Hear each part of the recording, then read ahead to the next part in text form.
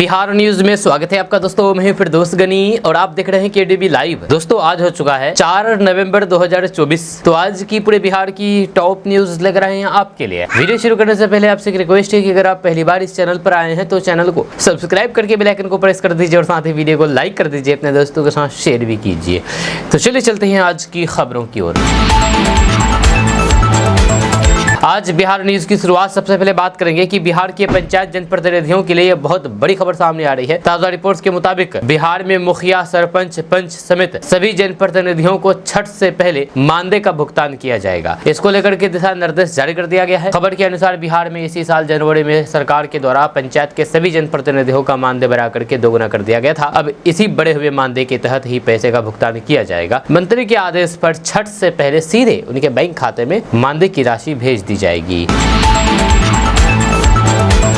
दोस्तों बिहार के मुजफ्फरपुर में आरजेडी नेता तेजस्वी यादव के एक समर्थक का वीडियो सोशल मीडिया पर काफी तेजी के साथ वायरल हो रहा है। इस वीडियो में समर्थक तेजस्वी यादव के तस्वीर के सामने आरती उतारते हैं और भजन गाते हुए नजर आते हैं। तेजस्वी यादव के सामने में यानी कि तेजस्वी यादव की तस्वीर के सामने में आरती गाते हैं और भजन गाते हैं। बताया जाता है कि ये दृश्य मुजफ्फरपुर के मोतिहारी हाईवे के सातपुर मोड़ पर स्थित लालू राबड़ी चौक के पास का है, जहाँ पर तेजस्वी यादव की तस्वीर के सामने दिए जला करके समर्थक उनकी आरती कर रहा है। जब दीपावली के रात का बताया जा रहा है ये वीडियो। वायरल वीडियो में समर्थक ने तेजस्वी यादव के लिए भक्ति भरे अंदाज भजन गाया और उनके जल्द ही बिहार का मुख्यमंत्री बनने का कामना की है। इस दौरान उसने कहा कि तेजस्वी यादव बिहार के विकास के लिए काम करेंगे और राज्य में बढ़ते अपराध को रोकने में सक्षम होंगे। राजद के इस उत्साही समर्थक ने तस्वीर के नीचे कई दिए जलाए और पूरे जोश के साथ तेजस्वी यादव की तारीफ में आरती उतारी।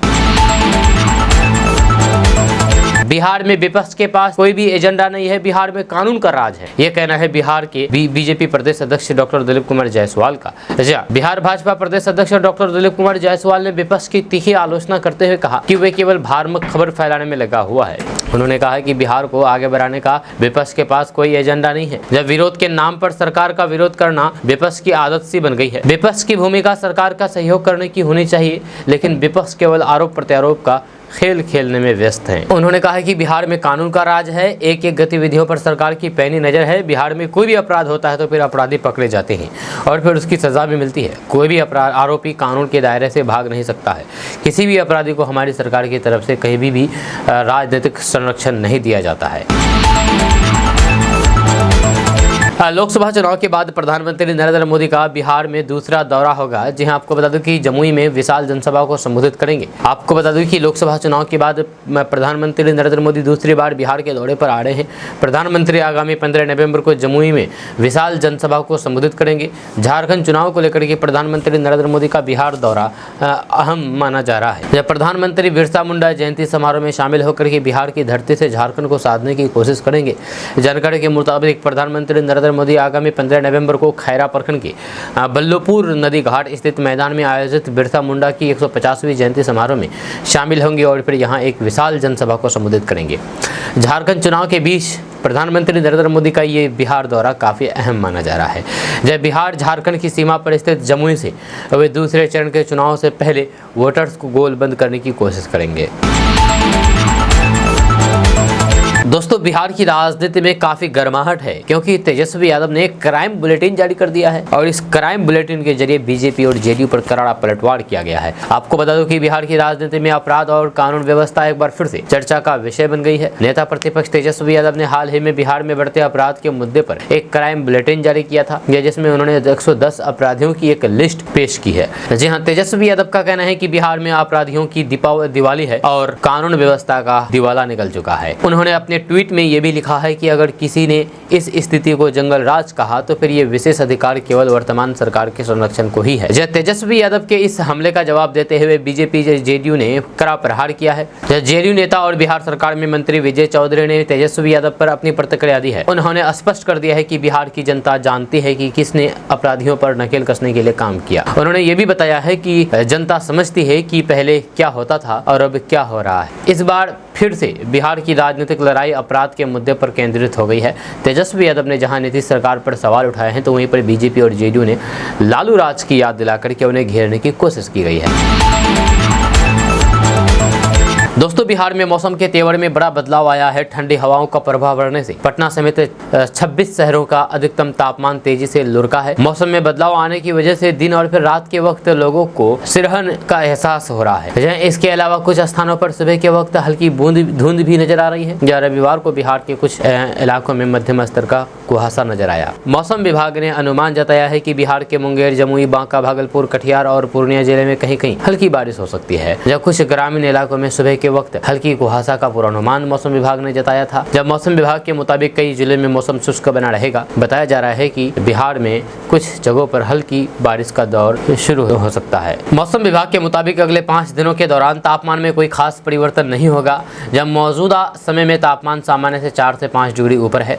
मौसम विभाग ने अनुमान जताया है कि 4 नवंबर के बाद बिहार के तापमान में गिरावट दर्ज की जा सकती है, जिसके बाद ठंड का असर बिहार में नजर आ सकता है। दोस्तों बिहार में नौकरी को लेकर के पक्ष और विपक्ष के बीच एक बार फिर से आरोप प्रत्यारोप का दौर शुरू हो गया है। नेता प्रतिपक्ष तेजस्वी यादव लगातार दावा कर रहे हैं कि मात्र 17 महीने के कार्यकाल में उन्होंने लाखों लोगों को सरकारी नौकरी दी है। दरअसल तेजस्वी यादव ने अपने मुख्यमंत्री नीतीश कुमार पर अब तक का सबसे गंभीर आरोप लगाया है कि उनके स्वास्थ्य मंत्री रहते स्वास्थ्य विभाग में जो 1.5 लाख नौकरी थी, उसकी फाइल को सीएम नीतीश कुमार ने अपने कैबिनेट में आने से रुकवा दिया था और अब उनसे अनुरोध किया था कि फाइल आने दीजिए। तो फिर मुख्यमंत्री ने कहा था कि बाद में देखा जाएगा। जब तेजस्वी यादव ने मुख्यमंत्री नीतीश कुमार से हाथ जोड़कर के अपील की है कि उस फाइल को पास कराएं। उन्होंने कहा है कि अगर नौकरी देने में समझ में नहीं आ रहा है तो तेजस्वी बैठा हुआ है, तेजस्वी से पूछिए कि कहां कहां नौकरी मिलेगी। तेजस्वी यादव ने कहा है कि कौन कहता था कि बिहार में नौकरी मिलेगा। यही नीतीश कुमार जी कहते थे कि बिहार में नौकरी कहां से देंगे, पैसे कहां से लाएंगे। तेजस्वी से पूछो, लेकिन सरकार में जब हम आए तो फिर हमने ये करवाया है। ये बात सही है कि नीतीश कुमार सीएम है, नाम उन्हीं का होगा, लेकिन करवाया किसने ये सब कोई जानता है। हमारा जो प्रयोजन था नौकरी देने का वो हमने पूरा किया है। वहीं पर बिहार की 4 विधानसभा सीटों पर होने वाले उपचुनाव को लेकर के तेजस्वी यादव ने दावा किया है कि चारों सीटें महागठबंधन के खाते में आ रही है। जनता का भरोसा नीतीश कुमार की सरकार से बिल्कुल उठ गया है। उन्होंने कहा है कि चुनाव प्रचार बहुत अच्छा चल रहा है और हम लोग चारों सीटों पर चुनाव जीतेंगे। बिहार की राजनीति में एक बार फिर से सम्राट चौधरी सुर्खियों में बन गए हैं। इस बार उनके सुर्खियों में आने की वजह राजद सांसद और लालू प्रसाद की बड़ी बेटी मीसा भारती की तरफ से दिया गया बयान है। आपको बता दूं कि मीसा भारती ने यह कहा कि सम्राट चौधरी लालू यादव की गलती की वजह से आज नेता बने, वरना उनको कोई पूछने वाला नहीं था। इसके बाद अब उनको लेकर के सम्राट चौधरी ने अपने चिर परिचित अंदाज में जवाब दिया है। सम्राट चौधरी ने साफ साफ कर दिया है कि मीसा जी जो बोलते हैं, बोलने से पहले ये जान लीजिए कि मेरी राजनीति में उत्पत्ति उनके पिता लालू प्रसाद यादव के अत्याचार के खिलाफ ही हुई है। जब उनके अत्याचार की वजह से हम राजनीति में आए हैं, हम तो उनके खिलाफ जीत करके आए हैं। अब उनके और फिर उनके परिवार के लोगों को गलतफहमी है कि इसका क्या ही जवाब दिया जा सकता है। सम्राट चौधरी ने कहा है कि लालू प्रसाद यादव के खिलाफ मेरा परिवार संघर्ष करके आया, राजनीति में आया था। जब लालू यादव को पुरानी बातें इसलिए याद दिलाना चाहता हूँ कि लालू यादव के साथ जब मेरा परिवार था तब उनको सत्ता में बराने का काम किया गया। लालू यादव तो बिहार में भ्रष्टाचार से जाने जाते हैं, लेकिन हमने हजारों लाठियां खाई है। इतना ही नहीं, मेरे घर तोड़ दिया गया, हमारे परिवार के 22 लोग निर्दोष लोगों को जेल भेज दिया गया। वो तो हमने ह्यूमन राइट्स से केस जीता, इसलिए लालू प्रसाद यादव को ये आदत है। इसके अलावा लालू प्रसाद यादव की औकात सिर्फ अपने परिवार के लोगों को ही राजनीति में लाने का है, इसके अलावा वे किसी को भी नहीं ला सकते हैं। बिहार सरकार में नौकरी का सपना संजोए बैठे उम्मीदवारों के लिए बड़ी खबर सामने आ रही है। अपग्रेडेड विद्यालयों में जल्द ही क्लर्क के 6200 पदों पर वैकेंसी निकलने वाली है। इस बात की जानकारी शिक्षा विभाग के अपर मुख्य सचिव डॉक्टर एस सिद्धार्थ ने दिया है। उन्होंने कहा है कि अपग्रेडेड विद्यालयों में जल्द ही लिपिकों के 6200 पदों पर बहाली की जाएगी। जब विभाग ने इसकी प्रक्रिया शुरू कर दी है, उन्होंने कहा है कि सरकार का लक्ष्य उत्क्रमित विद्यालयों में कम से कम 1 क्लर्क की नियुक्ति करना है, जिससे शिक्षक और फिर प्रधानाध्यापक सिर्फ और सिर्फ शिक्षा का कार्य करेंगे या अन्य सभी कार्यों के लिए क्लर्क की नियुक्ति की जाएगी। आपको बता दूं कि बिहार में लेखपाल सह आईटी सहायक की 6570 पदों पर नियुक्ति की प्रक्रिया में बदलाव किया जा रहा है। अब लेखपाल सह आईटी सहायक की बहाली नए सिरे से की जाएगी। इस बार पंचायती राज विभाग ने लेखपाल के पदों पर भर्ती का जिम्मा संयुक्त प्रवेश प्रतियोगिता परीक्षा को देने का प्रस्ताव तैयार किया है। हालांकि ध्यान रहे कि यहाँ पर संविदा के आधार पर उम्मीदवारों की भर्ती की जाएगी। दोस्तों बिहार में रहने वाले लोगों के लिए एक बड़ी खबर सामने आ रही है। ताज़ा रिपोर्ट्स के मुताबिक बिहार सरकार बेतिया राज्य के लगभग 7,960 करोड़ रुपए की जमीन को अपने कब्जे में लेने की तैयारी कर रहे हैं। जल्द ही सरकार इन जमीन को अपने कब्जे में ले सकती है। मीडिया रिपोर्ट्स के मुताबिक इस जमीन को कब्जे में लेने के लिए बिहार सरकार विधानसभा के आगामी सत्र में विधेयक लाएगी और इस जमीन को अपने कब्जे में ले लेगी। इसको लेकर के विभाग के स्तर पर तैयारियां शुरू की जा चुकी है। जल्द ही इस पर फैसला लिया जाएगा। आपको बता दूं कि बिहार सरकार बिहार की सबसे बड़ी जमींदारी में शामिल रहे बेतिया राज्य की संपत्ति से संबंधित लगभग 7,960 करोड़ रुपए मूल्य की भूमि अपने कब्जे में लेने पर विचार कर रही है। इसको लेकर के बिहार विधानसभा में बिल लाया जाएगा। दोस्तों नीतीश कुमार ने भाजपा के नेताओं को साफ संदेश दे दिया है कि बिहार में हिंदू मुस्लिम वाला ड्रामा नहीं चलने वाला है। जी हाँ, नेता खुद को बदल दे। आपको बता दूं कि कल एक बैठक हुई, जब बैठक का संदेश साफ था कि नीतीश कुमार ये बताना चाहते थे कि बिहार में भले हुए 43 विधायकों वाली पार्टी के नेता है, लेकिन रुतबा बड़े भाई का बरकरार है। जब वे विरोधियों को संदेश देना चाहते थे कि उन्हें बुरा और बीमार बता करके खारिज करने की भूल ना करें। गिरिराज सिंह, हरिभूषण बचौल और फिर प्रदीप सिंह जैसे भाजपा नेताओं को भी नीतीश कड़ा संदेश देना चाहते थे, उन्हें उनकी औकात बताना चाहते थे। जब इसमें नीतीश सफल रहे, जब उनके बड़बोलेपन से नीतीश नाराज थे। गिरिराज सिंह की हिंदू स्वाभिमान यात्रा, बचौल की सीमांचल को अलग राज्य बनाने की मांग और फिर प्रदीप सिंह की मुसलमानों को अररिया में हिंदू बन करके रहने की हिदायत से नीतीश कुमार कई दिनों से आहत थे। जब नीतीश कुमार को पता है कि उन्हें मुस्लिम वोटरों को आरजेडी के चंगुल से मुक्त कराने में कितनी मेहनत करनी पड़ रही है। मुसलमानों में पसमानंदा को खास करके तवज्जो नीतीश ने दिया, जिससे पिछड़े मुसलमानों में उनकी पैठ मजबूत हुई। जब अपनी सेकुलर इमेज से उन्होंने मुसलमानों को अपने पाले में लाने में बड़ी मुश्किलों से कामयाबी हासिल की। नीतीश कुमार के भाजपा के साथ रहने के बावजूद भी मुसलमानों ने अब तक उनका साथ नहीं छोड़ा है, तो फिर इसकी वजह उनकी सेकुलर छवि है। जब नीतीश जिन 3 C यानी कि क्राइम, कम्युनलिज्म और करप्शन की बात करते हैं, उनमें कम्युनलिज्म दूसरे ही नंबर पर रहता है। दोस्तों बिहार में रहने वाले लोगों के लिए एक बड़ी खबर सामने आ रही है। ताज़ा रिपोर्ट्स के मुताबिक बिहार में छठ पूजा की 4 दिन छुट्टी रहने वाली है। इसको लेकर के सरकार के द्वारा दिशा निर्देश जारी कर दिया गया है ताकि लोगों को इसकी जानकारी मिल सके। खबर के अनुसार बिहार की नीतीश सरकार ने छठ पूजा के मौके पर खरना के दिन स्कूल बंद करने का आदेश जारी कर दिया है। इस बार बिहार में छठ पूजा की 6 से 9 नवम्बर तक छुट्टी रहेगी। इस दौरान पूरे बिहार में स्कूलों को बंद करने का आदेश जारी कर दिया गया है। आपको बता दें कि बिहार के शिक्षा मंत्री सुनील कुमार ने मीडिया से बातचीत करते हुए कहा था कि बिहार में नीतीश कुमार की सरकार है जो किसी के साथ गलत नहीं होने देगी और फिर शिक्षक संघ की जो मांग है सरकार उस पर विचार करके छुट्टियों की घोषणा करेगी। या वहीं पर शिक्षा मंत्री के सुबह मीडिया के सामने में बयान देने के बाद बिहार सरकार ने शाम को ही छठ पूजा की छुट्टी का नया आदेश जारी कर दिया। जिस आदेश में ये कहा गया है कि बिहार में 6 से 9 नवंबर तक छुट्टी रहेगी। इस दौरान बिहार के सभी स्कूल बंद रहेंगे। दोस्तों बिहार के सरकारी स्कूलों में पढ़ाने वाले शिक्षकों के लिए एक बड़ी खबर सामने आ रही है। ताज़ा रिपोर्ट्स के मुताबिक बिहार में 6 नवंबर को शिक्षक ट्रांसफर के लिए अप्लाई कर सकेंगे। इसको लेकर के विभाग के द्वारा दिशा निर्देश जारी कर दिया गया है। खबर के अनुसार नई व्यवस्था के तहत बिहार के शिक्षक 6 से 20 नवंबर तक ट्रांसफर के लिए आवेदन कर सकेंगे। ट्रांसफर पोस्टिंग की प्रक्रिया जिला स्तर पर की जाएगी। 1 से 10 जनवरी 2025 तक शिक्षकों की स्कूल में पोस्टिंग की प्रक्रिया पूरी कर ली जाएगी। आपको बता दें कि ट्रांसफर के लिए पुराने शिक्षक, बीपीएससी टीचर और फिर सक्षमता परीक्षा पास शिक्षक आवेदन कर सकेंगे। जब बिहार के ये शिक्षक ट्रांसफर के लिए 10 ऑप्शन दे सकेंगे। जब पहले असाध्य रोग से पीड़ित या फिर दिव्यांग शिक्षकों को ट्रांसफर का मौका मिलेगा। ट्रांसजेंडर शिक्षक भी ट्रांसफर के लिए आवेदन दे सकेंगे। आपको बता दें कि बिहार में शिक्षकों को कई ऐसे जगह हैं जहां पर पोस्टिंग नहीं मिलेगा। उनमें बिहार में शिक्षकों को गृह और फिर ससुराल के पंचायत में पोस्टिंग नहीं दी जाएगी। वहीं पर बिहार में पुरुष टीचर की पोस्टिंग गृह अनुमंडल में नहीं की जाएगी। वहीं पर ट्रांसफर ऑप्शन नहीं देने पर शिक्षकों का तबादला नहीं होगा। दोस्तों अगले हफ्ते छठ के मौके पर 4 दिन बैंक बंद रहने वाले हैं। आपको बता दूं कि देश में त्योहारों का सीजन चल रहा है और फिर भाई दूज भी खत्म हो गया है। इसके साथ ही दीपावली के 5 दिनों के उत्सव का समापन हो गया है। अब दीपावली के बाद बिहार, पूर्वी उत्तर प्रदेश और बिहार में छठ का त्यौहार बड़े ही धूमधाम से मनाने की तैयारी की जा रही है। ऐसे में अगर आपके मन में सवाल है कि बैंकों में इस अवसर पर छुट्टी रहेगी या नहीं, तो इसका जवाब आपको अभी हम दे रहे हैं। आपको बता दूं कि अगले हफ्ते के लिए कई राज्यों के कस्टमर कस्टमर्स को लंबे वीकेंड और फिर छठ के मौके पर बैंकों की लंबी छुट्टी की वजह से 4 दिनों तक बैंकों में काम नहीं कर पाएंगे। छठ पूजा 7 और 8 नवंबर यानी कि दूसरा शनिवार, 9 नवंबर और रविवार 10 नवंबर के कारण बैंकों में छुट्टी रहने वाली है। इस तरह आपके पास केवल सोमवार, मंगलवार और बुधवार के दिन बैंकों में अपने वित्तीय कार्यों को कराने का मौका है। छठ पर्व के लिए 7 नवंबर को बिहार, दिल्ली, झारखंड और पश्चिम बंगाल में छठ पूजा के लिए छुट्टियों का ऐलान किया गया है। वहीं पर 8 नवंबर को सुबह के अधड़िया और फिर वंगला महोत्सव के छठ के संबंध में उत्सव के लिए बिहार, झारखंड और फिर मेघालय में बैंक बंद रहेंगे। यह जानकारी के लिए आपको बता दूं कि भारतीय स्टेट बैंक यानी कि SBI सहित भारत भर की सरकारी और प्राइवेट बैंकों में महीने के हर दूसरे और चौथे शनिवार को छुट्टी रहती है। दोस्तों, इथेनॉल के कारोबार का तेजी से विस्तार हो रहा है। यही कारण है कि चीनी मिलें नई यूनिट लगा रही है।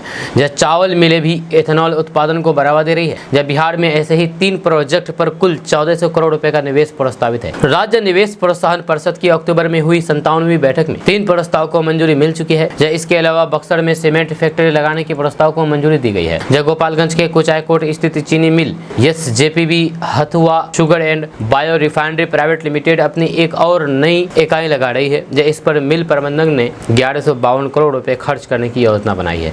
निवेश प्रस्ताव को मंजूरी देते हुए चीनी मिल को गन्ना उद्योग विभाग से सहमति लेने को कहा गया है।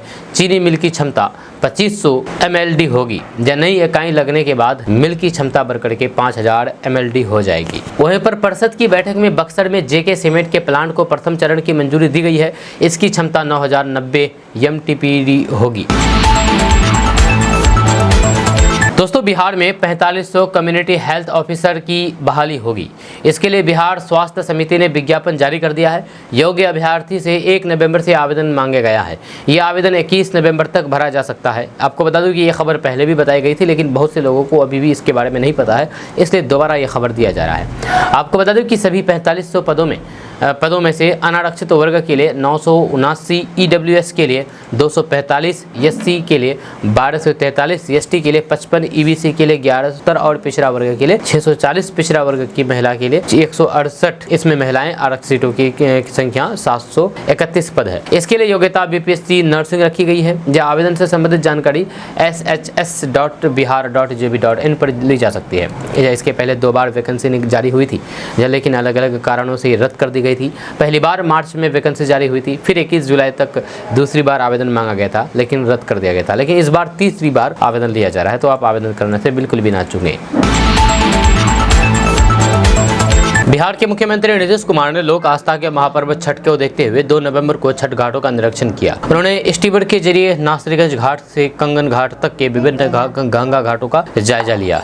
यह निरीक्षण के दौरान मुख्यमंत्री नीतीश कुमार ने घाटों की सफाई, सुरक्षा एवं स्वच्छता से संबंध में अधिकारियों को आवश्यक दिशा निर्देश दिए। इस दौरान CM नीतीश कुमार काफी एक्शन मोड में नजर आए। मुख्यमंत्री नीतीश कुमार ने अधिकारियों को निर्देश देते हुए कहा कि छठ घाटों पर सारी तैयारियां पूरी कर ली जाए। यह छठ व्रतियों को अधेड़े देने में कोई भी परेशानी न हो, इसकी व्यवस्था सुनिश्चित की जाए। CM नीतीश कुमार ने कहा है कि गंगा नदी के जलस्तर एवं प्रवाह को देखते हुए छठ घाटों पर सुरक्षा के पुख्ता इंतजाम रखें। छठ घाटों के पास सुरक्षा के दृष्टिकोण से मजबूत बैरिकेडिंग कराएं। या घाटों के पहुंच पथ एवं गंगा नदी के किनारे की सड़कों के पास भी छठ व्रतियों के सुचारू आवागमन के लिए बैरिकेडिंग कराएं। उन्होंने कहा कि छठ पूजा के दौरान माइकिंग के माध्यम से छठ घाटों पर की गई व्यवस्थाओं एवं अन्य सूचनाओं के संबंध में छठ व्रतियों एवं श्रद्धालुओं को लगातार जानकारी दी जाए।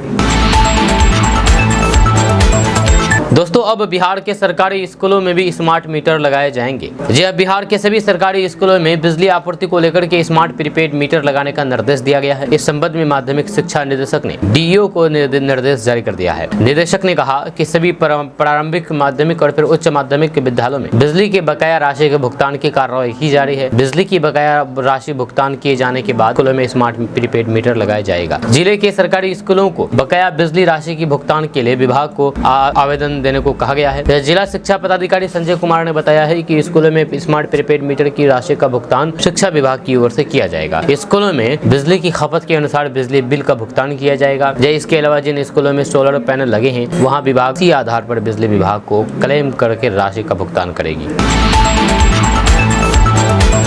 बिहार के पूर्णिया के सांसद पप्पू यादव को कांग्रेस पार्टी में बड़ी जिम्मेदारी मिलने की चर्चा तेज हो गई है। वे झारखंड और महाराष्ट्र के विधानसभा चुनाव में कांग्रेस प्रत्याशी के समर्थन में प्रचार करेंगे। इस संबंध में खुद पप्पू यादव ने कांग्रेस आलाकमान को पत्र लिखा था। इसे आलाकमान ने हरी झंडी दे दी है। इस बात की पुष्टि कांग्रेस के राष्ट्रीय महासचिव केसी वेणुगोपालन ने की है। उन्होंने पप्पू यादव से झारखंड और महाराष्ट्र में उनके प्रस्तावित दौरे की जानकारी भी मांगी है। केसी वेणुगोपालन ने पप्पू यादव को लिखे पत्र में कहा कि सांसद ने कांग्रेस आलाकमान से दोनों राज्यों में चुनाव प्रचार करने की इच्छा जताई थी। इसको देखते हुए सांसद को इसका जवाब दिया गया है। उन्होंने पप्पू यादव से अपने दौरे का कार्यक्रम भी साझा करने को कहा गया है, ताकि वहां के स्थानीय नेताओं के साथ बात करके उनकी रैली के लिए आवश्यक व्यवस्था की जा सके। कांग्रेस महासचिव ने इस सामूहिक मिशन को मजबूत करने में सक्रिय भागीदारी की अपेक्षा जताई है। पप्पू यादव की गिनती बिहार के उन चुनिंदा दबंग लोगों में होती है जो बाहुबली से नेता बने हैं। आपको बता दूं कि एक समय था जब कोसी और सीमांचल में पप्पू यादव की तूती बोलती थी, जब उनके खिलाफ कई आपराधिक मामले दर्ज हुए और जेल भी गए। राजनीति में कदम रखने के बाद उन्होंने अपनी छवि को बदलने के कई प्रयास किए। वे 6 बार सांसद रह चुके हैं। इसी साल लोकसभा चुनाव से पहले उन्होंने अपनी जन अधिकार पार्टी का कांग्रेस में विलय कर दिया था। जब लोकसभा चुनाव 2024 में पप्पू यादव कांग्रेस के टिकट पर पूर्णिया से चुनाव लड़ना चाहते थे, मगर लालू और तेजस्वी यादव की आरजेडी ने यह सीट अपने खाते में ले ली। ऐसे में पप्पू यादव ने निर्दलीय ही चुनावी मैदान में ताल ठोक दी। नतीजा ये हो रहा कि पप्पू यादव पूर्णिया से जीत गए और आरजेडी के कैंडिडेट रही बीमा भारती को बुरी तरीके से हार का सामना करना पड़ा। दोस्तों, बिहार में मौसम का मिजाज बदल रहा है। जब बिहार में मौसम का मिजाज धीरे धीरे बदल रहा है। दाना तूफान की वजह से हुई बारिश के कारण तापमान में गिरावट दर्ज की गई है, लेकिन नवंबर महीने में पिछले साल की तरह सर्दी का एहसास अभी नहीं हो रहा है। हालांकि सुबह और शाम हल्की ठंड महसूस की जा रही है। जब बीते वर्ष की तुलना में इस साल अक्टूबर के अंतिम सप्ताह तक मौसम गर्म रहा। नवम्बर महीने के पहले सप्ताह में भी तापमान में उस स्तर की गिरावट नहीं हो पाई है जितनी पिछले साल देखी गई थी। जब मौसम विभाग के ताजा रिपोर्ट के अनुसार बिहार ठंड का ऐसा असर धीरे धीरे बढ़ेगा। 4 नवंबर के बाद प्रभावी सर्दी के संकेत दिए गए हैं। ये भी कहा गया है कि 15 नवंबर तक हल्की ठंड महसूस की जाएगी। इसके बाद बिहार में सर्दी का असर पूरी तरीके से दिखने लगेगा। मौसम विभाग के द्वारा बताया गया है कि अभी 2-3 दिनों तक आसमान साफ रहेगा और तापमान में विशेष बदलाव नहीं होगा। जब पिछले वर्ष नवंबर महीने में राज्य के अधिकांश जिलों का तापमान 20 डिग्री से कम हो गया था। आमतौर पर नवंबर महीने में ऐसा ही मौसम देखा जाता है, लेकिन इस साल तापमान अभी भी 20 डिग्री से ऊपर बना हुआ है। जब पिछले 24 घंटे की बात करें तो राजधानी पटना का न्यूनतम तापमान 23 डिग्री सेल्सियस से ज्यादा दर्ज किया गया। वहीं पर अधिकतम तापमान 33 डिग्री से ऊपर पाया गया है। लेकिन पछुआ हवा के प्रभाव से मौसम में बदलाव, खास करके न्यूनतम तापमान में गिरावट की प्रबल संभावना है। इस बीच 5 नवंबर से 8 नवंबर तक छठ महापर्व का आयोजन किया जाएगा, जहां छठ के दौरान सुबह में हल्की ठंड महसूस की जा सकती है। इस दौरान मौसम साफ रहेगा, जहां हालांकि आसमान में हल्की फुल्की धुंध देखी जा सकती है। दोस्तों, बिहार में स्मार्ट मीटर को लेकर के बवाल जारी है। इस मुद्दे को लेकर के आरजेडी लगातार नीतीश सरकार को घेर रही है। आरजेडी इसे लगातार चुनावी मुद्दा बना रही है। लालू यादव की बेटी रोहिणी आचार्य ने इसे लेकर के नीतीश सरकार को खूब सुनाया है। उन्होंने मीडिया एक्स पर स्मार्ट मीटर को स्मार्ट चीटर बताया और कहा है कि नीतीश कुमार जी के व्यवहारिक तौर पर फिर से विफल शराबबंदी के कानून की ही तरह बिहार वासियों के लिए सिर दर्द साबित हो रहा है स्मार्ट मीटर। रोहिणी आचार्य ने लिखा है कि सिर दर्द है स्मार्ट मीटर। नीतीश कुमार जी के व्यवहारिक तौर पर फिर से विफल शराबबंदी के कानून की तरह ही बिहार वासियों के लिए सिर दर्द साबित हो रहा है स्मार्ट मीटर। इस चीटर इस मीटर सर्वर का डाउन होना, उपयोग से ज़्यादा बिल आना, बैलेंस रहने के बावजूद भी अकाउंट में जीरो बैलेंस दिखाना, जब बैलेंस रहने के बावजूद भी डिस्कनेक्ट होना, रिचार्ज करने के बाद भी बिजली आपूर्ति कई दिनों तक बहाल नहीं होना, रिचार्ज करने के बावजूद भी अकाउंट बैलेंस माइनस में रहना, तमाम ऐसी समस्या है जिनसे रोज लोग जूझ रहे हैं। जब बिहार की जनता और फिर इन समस्याओं के समाधान के लिए उचित प्रयास और फिर पहल करने के बजाय थोथी दलीलों के माध्यम से स्मार्ट मीटर के फायदे गिनाने में जुटी है या जन सरोकार से पल्ला झाड़ने वाली बयान बहादुरों की सरकार। आपको बता दें कि स्मार्ट मीटर का मुद्दा बिहार सरकार के लिए सिर दर्द बना हुआ है। इस मुद्दे को आरजेडी भुनाने में लगी हुई है। आरजेडी लगातार इस मुद्दे को लेकर के सीएम नीतीश कुमार को घेर रहे हैं। नेता प्रतिपक्ष तेजस्वी यादव इसे लेकर के काफी आक्रामक है और फिर सरकार पर लगातार हमलावर हैं। स्मार्ट मीटर का अब कई दिनों पर लोग भी विरोध कर रहे हैं। इसकी कई खामियां भी सामने आने लगी है। दोस्तों अभी हाल फिलहाल में बिहार की 4 विधानसभा सीटों पर 13 नवंबर को उपचुनाव होंगे और 23 नवंबर को वोटों की गिनती होगी। यह चारों सीटों पर एनडीए और फिर इंडिया ब्लॉक के अलावा जनसुराज के उम्मीदवार भी मैदान में है। हालांकि ये महज एक उपचुनाव है, लेकिन इसे अगले साल के अंत में संभावित विधानसभा चुनाव से पहले इंडिया ब्लॉक और फिर एनडीए के लिए साख की लड़ाई माना जा रहा है। इनमें से एक सीट बेलागंज की है जो काफी चर्चा में है। इस सीट पर कई दशकों से राजद का कब्जा है। यहाँ पर राजद सांसद सुरेंद्र यादव के बेटे विश्वनाथ यादव चुनाव लड़ रहे हैं। जेडीयू के टिकट पर मनोरमा देवी उन्हें चुनौती दे रही है। जब मोहम्मद अमजद जनसुराज से चुनाव लड़ रहे हैं। मनोरमा देवी ने दावा कर दिया है कि वे चुनाव जीतेंगे क्योंकि जनता इस बार बदलाव चाहती है। लॉरेंस बिश्नोई और सलमान खान के मामले में बयान देने के बाद से पूर्णिया के सांसद पप्पू यादव लगातार चर्चा में हैं। जब पप्पू यादव को फोन पर जान से मार देने की धमकी दी गई थी। जब वहीं पर अब बिहार पुलिस को इस मामले में बड़ी कामयाबी हाथ लगी है। पप्पू यादव को फोन पर धमकी देने वाले शख्स को बिहार पुलिस ने दिल्ली से गिरफ्तार किया है। आरोपी शख्स से जुड़ी हुई कोई जानकारी अभी तक सामने नहीं आई है। हालांकि इस गिरफ्तारी के बाद पप्पू यादव ने एक बार फिर से चुप्पी तोड़ दी है। जब पूर्णिया सांसद पप्पू यादव का कहना है कि बीती रात 11:30 बजे मेरे गाँव खुर्दा में किसी अनजान शख्स ने रेकी की है। रात 12 बजे तक वो मेरे घर के आसपास घूम रहा है। जब परसों रात को मैं खुर्दा में ही था, जब मेरे कई दोस्तों से कहा गया है कि आप पप्पू यादव को रोक ले, नहीं तो फिर उसे मार देंगे। मैं पूर्णिया के एसपी और बिहार के प्रशासन को धन्यवाद देना चाहूंगा कि उन्होंने तुरंत एक्शन लिया। जब पप्पू यादव का कहना है कि मुझे नहीं पता है कि पकड़ा गया शख्स कौन है, वह कौन सी गैंग से ताल्लुक रखता है, लेकिन मुझे कई बार अलग अलग नंबर से फोन और फिर SMS आए हैं। एक मयंक नाम का शख्स अक्सर मलेशिया से फोन करता है, कहता है कि रास्ते से हट जाओ वरना जान से मार देंगे। पप्पू यादव ने कहा है कि 2 दिन पहले ही मेरे आवास मधेपुरा के खुर्दा में रेकी की गई है। मेरे साथ साथ परिवार के लोगों को भी धमकी दी गई है। पप्पू यादव ने आरोपी के गिरफ्तारी पर सवाल खड़े कर दिए हैं। उनका कहना है कि धमकी देने वाला शख्स सिर फिरे है या नहीं, इसके बारे में कुछ नहीं कहा जा सकता है। हो सकता है कि वह कुछ छिपा रहा हो। मलेशिया और कनाडा से फोन आना भी आश्चर्य की बात है। 14 अक्टूबर से लगातार धमकी दी जा रही है। दोस्तों बिहार में रहने वाले लोगों के लिए एक बड़ी खबर सामने आ रही है। ताज़ा रिपोर्ट्स के मुताबिक बिहार के कई जिलों में फैक्ट्री लगाने की योजना बनाई जा रही है। जब राज्य निवेश प्रोत्साहन परिषद के अक्टूबर में हुई 97वीं बैठक में तीनों प्रस्ताव को मंजूरी मिल चुकी है। जो आपको बता दें कि बिहार के 3 जिले में फैक्ट्री लगाई जाएगी। नंबर 1 बिहार के बक्सर जिले में। जहाँ बिहार के बक्सर जिले में JK सीमेंट के प्लांट स्थापित किए जाएंगे।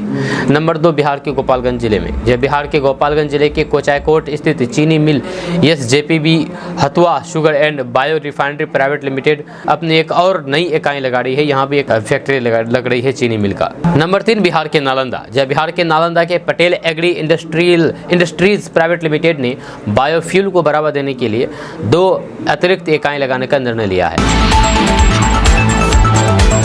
दोस्तों देश में वक्फ संशोधन बिल को लेकर के घमासान मचा हुआ है। All India Muslim personal law board ने 3 करोड़ 66 लाख ईमेल के जरिए सरकार से अपना विरोध जाहिर किया है और इस संशोधन को दरकिनार करने की मांग की है। इस बीच जमीयत उलमा हिंद के अध्यक्ष मौलाना अरशद मदनी ने बोर्ड संशोधन बिल पर अपनी प्रतिक्रिया दी है। यह दिल्ली के इंदिरा गांधी स्टेडियम में जमीयत उलमा हिंद के संविधान आरक्षण सम्मेलन की अध्यक्षता करते हुए मौलाना अरशद मदनी ने कहा है कि मुल्क में मौजूदा फिरका परस्त जहनीत है। वक्फ बिल एक महत्वपूर्ण मुद्दा है। मैं बिहार के मुख्यमंत्री नीतीश कुमार और चंद्रबाबू नायडू को दावत देता हूं, जिनकी बैसाखियों पर सरकार चल रही है, कि वे अपने बंगले में बैठ करके कभी नहीं समझ सकते हैं कि मुसलमानों की भावनाएं इससे कितनी जुड़ी हुई है। केंद्र की सत्ता में भागीदारी TDP प्रमुख का जिक्र करते हुए उन्होंने कहा कि मैं नायडू का शुक्रिया अदा करता हूं। देश की जनता ने भाजपा सरकार को हराया है, लेकिन भाजपा सरकार 2 बैसाखियों पर बैठी है। नवाब जान नायडू साहब ने TDP के उपाध्यक्ष को यहाँ भेजा है, जो उन्हें यहाँ की बात बताएंगे। इस महीने के अंत में हम 15 दिसंबर को नायडू के निर्वाचन क्षेत्र में 5 लाख मुसलमानों को इकट्ठा करेंगे। अरशद मदनी ने TDP और फिर JDU को चेतावनी देते हुए कहा है कि अगर ये कानून पास हुआ तो जिन बैसाखियों पर भाजपा देश पर राज कर रही है वे भी इसके लिए जिम्मेदार होंगे। इस बिल के अंदर जहर है जो मुसलमानों को नुकसान पहुंचाएगा। जमीयत उलमा हिंद का दावा है कि 24 नवंबर को पटना में जमीयत उलमा हिंद से जमीयत की ओर से वक्फ संशोधन बिल के खिलाफ बड़ी रैली की जाएगी। इसमें बिहार के मुख्यमंत्री नीतीश कुमार भी शामिल होंगे। दोस्तों पटना, शेखपुरा, औरंगाबाद, कटिहार, रोसड़ा, लखीसराय सहित बिहार के आधा दर्जन से अधिक जिलों की बिजली आपूर्ति व्यवस्था में सुधार होगा। इसको लेकर के इन जिलों में 33 kV की 4 दर्जन से अधिक नई लाइन बिछाने पर काम हो रहा है। जैसे जुड़ी हुई परियोजनाओं पर कुल 261 करोड़ रुपए का खर्च आएगा। ऊर्जा विभाग ने 2024-25 में इन परियोजनाओं के लिए राशि आवंटित कर दी है। परियोजनाएं पूरी होने पर संबंधित जिले के विद्युत सब स्टेशन और फिर ग्रिड आपस में जुड़ जाएंगे। इससे किसी एक ग्रिड सब स्टेशन में खराबी होने पर संबंधित इलाके में दूसरी ग्रिड सब स्टेशनों से बिजली बहाल की जा सकेगी। यही नहीं, अधिक लोड के चलते लो वोल्टेज की परेशानी को भी दूर किया जा सकेगा। बिहार की राजनीति से बड़ी खबर सामने आ रही है। आरजेडी के सक्रिय सदस्यों का डेटा लीक हो गया है। जब बताया जा रहा है कि आरजेडी के 4.5 लाख सक्रिय सदस्यों का डेटा लीक हो गया है, जिससे पार्टी के भीतर खलबली मच गई है। जब कहा जा रहा है कि विरोधी दलों की ओर से आरजेडी सदस्यों को अन्य दलों से जुड़ने का कॉल आ रहा है। राजद ने इसे बड़ी साजिश करार दिया है और विरोधी दलों की ओर से इस साजिश के लिए जिम्मेदार ठहरा गया है। जानकारी के अनुसार आरजेडी सदस्यों को जनसुराज से जुड़ने का कॉल आ रहा है। इस बीच पार्टी के भीतर डाटा लीक होने के मामले की अंदरूनी जांच शुरू कर दी गई है। आरजेडी से कैसे और कहां से डेटा लीक हुआ है, इसकी जांच कराई जा रही है। प्रदेश अध्यक्ष जगदानंद सिंह ने पार्टी के भीतर इस बात को लेकर की चिंता जताई है। जगदानंद सिंह ने पहले भी जनसुराज में शामिल होने को लेकर की चिंता जताई थी। जब वहीं पर राजद प्रवक्ता शक्ति सिंह यादव ने किसी पार्टी का नाम लिए बिना कहा कि ये बहुत ही गंभीर मामला है और विरोधी दलों की हताशा को दिखाता है। विरोधी दल के लोग लगातार प्रलोभन की बात कर रहे हैं और फिर उन्हें अपने पाले में करने की कोशिश कर रहे हैं, लेकिन राजद के कार्यकर्ता इतना कमजोर नहीं है जो किसी प्रलोभन में आ जाए। उन्होंने इशारों में कहा कि व्यापारियों से फंडेड पार्टी की ओर से ऐसे काम किया जा रहा है। दोस्तों छठ महापर्व का त्यौहार नजदीक है और फिर ऐसे में बिहार आने वाले यात्रियों की संख्या में भारी वृद्धि देखी जा रही है। इस त्यौहार को लेकर के कई राज्यों से बिहार के लिए यात्रा करने वाले लोग रेलवे स्टेशन पर जुट रहे हैं। जब पर्वों को लेकर के भीड़ ज्यादा होने से ट्रेनों में सीट मिलना मुश्किल हो गया है और यात्रियों को परेशानी का सामना करना पड़ रहा है। इस स्थिति को ध्यान में रखते हुए भारतीय रेलवे ने यात्रियों की सुविधा के लिए विशेष ट्रेन चलाने का निर्णय लिया है। रेल मंत्री अश्विनी वैष्णव ने बताया है कि देश भर में छठ पर्व को लेकर के लगभग 150 नई स्पेशल ट्रेन चलाने की योजना बनाई गई है। इनमें से विशेष रूप से दिल्ली से हाजीपुर, बरौनी और फिर दानापुर के लिए ट्रेनें चलेगी। रेलवे ने यात्रियों से आग्रह किया है कि वे समय रहते अपनी टिकट बुक करें ताकि उन्हें यात्रा करने में कोई भी परेशानी ना हो।